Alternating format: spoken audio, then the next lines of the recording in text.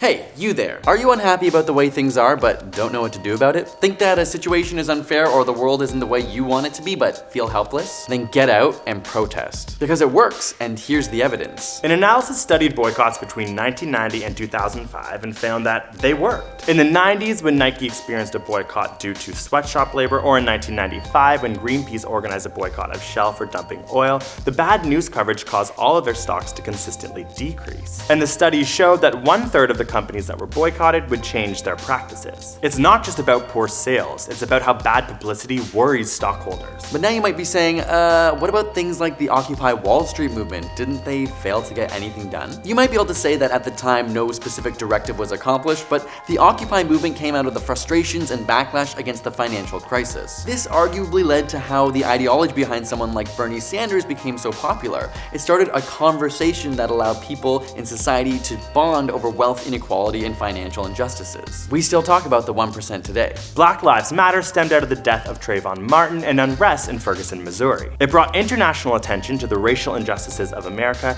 and made the discussion of white privilege a household conversation. This led to Obama enacting the Task Force on 21st Century Policing, which helps to bring justice to police who use excessive force. The Standing Rock Sioux Tribe and many other activists brought international attention to an oil pipeline that was threatening their water supply. The Army Corps of Engineers announced that they would be taking a different route after protesters endured rubber bullets and water hoses at freezing temperatures because this all sparked social awareness and a bunch of social media campaigns. And if you don't want to leave your house, you don't have to. Companies have so much power in this world of capitalism, so you can simply change the way you purchase or speak up online about companies you disagree with. Some may call it slacktivism, but the power of voices together, whether it's digital or real, can have actual impacts on policymakers and companies. And that brings us to Trump. Whether you like him or not, he's coming into power at a time when other officials are being elected on similar platforms of prejudice towards black people, Muslims, immigrants, queer people, people with disabilities, women, and a lot of others. And even if you do respect parts of his policy or his behavior,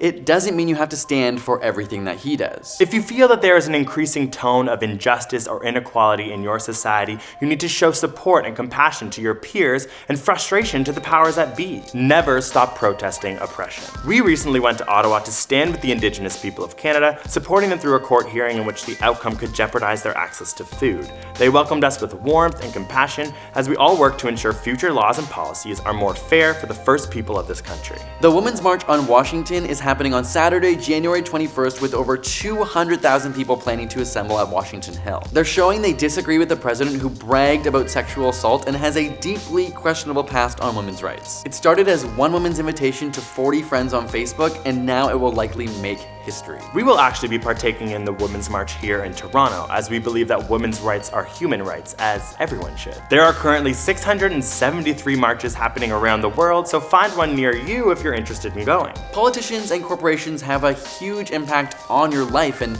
how they handle our future is always unknown. And though sometimes their decisions can feel like they're out of your control, it's not the case. You have more power than you think, and in a year full of unknowns, you need to get out and protest. Share this with people you want to stand strong with. I know we are in a tough time, but we can actually all make a difference and enact positive change now.